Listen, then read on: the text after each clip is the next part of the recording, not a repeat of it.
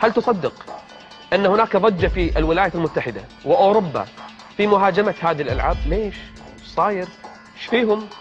دول الغرب مؤتمرات صحفية تعقد وندوات تلفزيونية وقضايا ترفع الآن مرفوعة قضايا كثيرة في المحاكم ضد هذه الألعاب ومصنعيها ومنتجيها وبائعيها. ليش؟ ايش فيهم؟ احنا عندنا قاعد تنباع بكل سهولة. تعرفون ليش؟ لأن الغرب أحس بخطورة هذه الألعاب على أخلاق أولادهم، على أخلاق الجيل اللي هم عايشين فيه، على أخلاق مجتمعهم. هم خايفين على أولادهم، ولهذا هيلاري كلينتون عقدت مؤتمر صحفي كبير وضخم تحارب هذه الألعاب وتدعو لمحاربتها.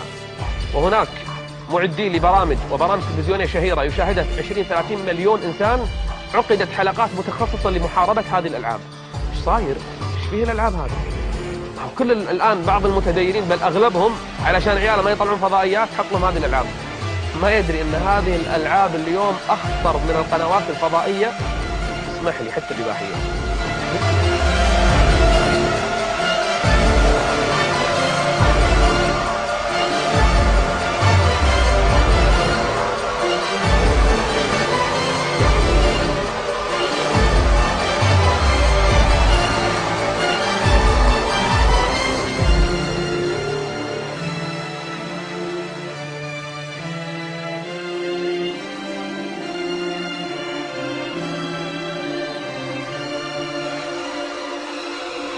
أنا أتكلم عن شنو؟ عن الإباحية الموجودة، ولا عن الفساد الصحي اللي قاعد يصير الأطفال، أو الفساد النفسي والذهني والعقلي اللي راح فيها أذهانهم وصار فيهم توتر. تلقى الطفل بسم الله ذاك اليوم شفت لي طفل قاعد يصارع نفسه، ما أدري إيش فيه، قاعد يسوي حركات وقاعد صار مثل المجنون.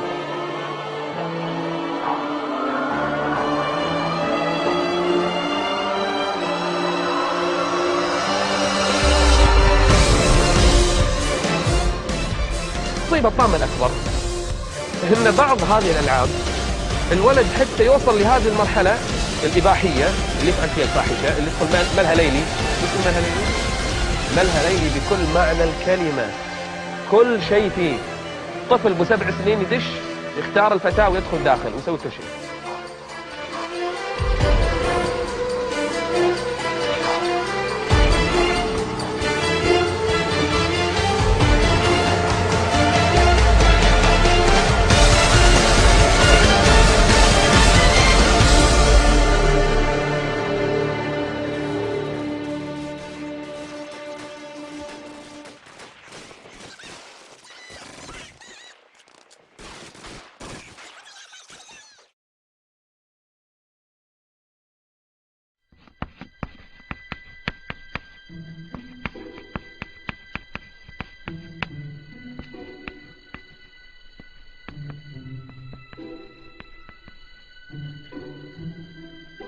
How best to say this? Understand that I'm not the kind of person to sit in front of a microphone and believe that what I think will have any profound meaning to your lives. But you see, although what I have to say may upset a few of you, a few months ago I had one of those life-changing moments that forced me to realize that I've made a lot of stupid mistakes in my life. And you know what they say, make films about what you know. The problem was, why should the thousands of you now watching this believe me when I say that video games were to blame? Understand that I've played video games my entire life, starting with Atari and Nintendo, right up till just a few months ago. Over the years, I could only calculate that I've lost thousands of dollars and tens of thousands of hours of my life to them. But when I considered their effect on my life, I had to face the fact that years of gaming had not made me smarter, and button mashing had not improved my reflexes. I was not a kung fu master, I couldn't properly swing a sword, and in a zombie apocalypse, I probably wouldn't last 5 minutes. We often forget that video games are entertainment. That means beyond making you feel good, they have no lasting value. Regardless of how important it may feel to you, there is no place on a resume for Xbox achievements. The real pain behind my years of video game addiction was that I never realized their true cost. Sure, it was just a few hours here or there, but over 3 decades, I'm not just sickened now by the amount of my life I've spent, but more so by all the important stuff that I willingly pushed aside to make time for games. For the sake of entertainment, I was willing to give up sleep, health, and ambition. For what? We fool ourselves into thinking that virtual achievements and virtual friends are adequate substitutes for real-life ones. To be blunt, video gamers seem to be fine giving up their real lives for simulated ones, full of depression and loneliness. I now know the true cost of gaming are all those lost years that I could have spent with friends, creating art, or being a better husband. 3 months ago, I had to face the facts that I was alone, overweight, and divorced. If there's a moral to this lecture, it's that as much as we may want one, life does not have continues. For much of my life, I was eager to trade away countless opportunities, friendships, and love for experiences that don't really exist.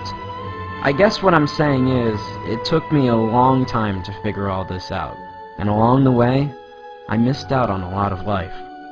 At the risk of sounding like an after-school special, don't allow something as stupid as video games consume the best years of your life at the expense of all the greatness you could achieve. Consider this my promise. That's a mistake I don't plan to make again.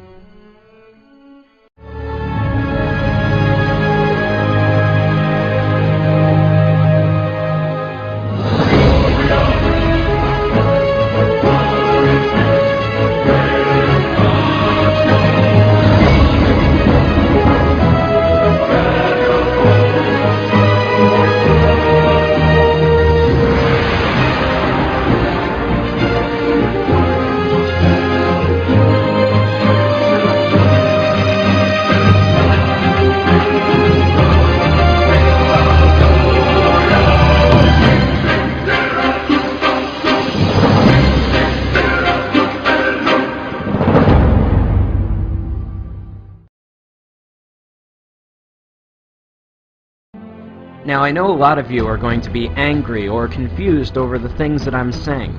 Call me whatever names you like, pretentious or not.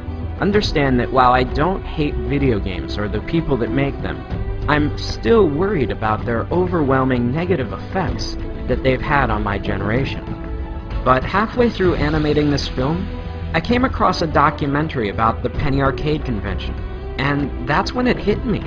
Healthy gamers do not dwell away on the games, but instead embrace the community.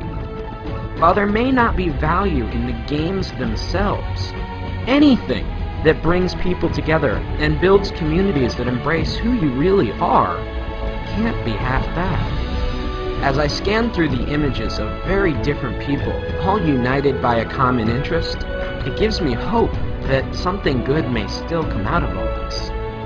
We are the first generation forced to find a balance between letting technology improve our lives or risk allowing it to dominate us. In reality, does Warcraft or Facebook improve your social life, or are you sitting at home alone? Either way, the only thing I know is that I'll never find out sitting alone in front of my TV, and neither will you. Whatever you choose, remember, in this game, you only get one life.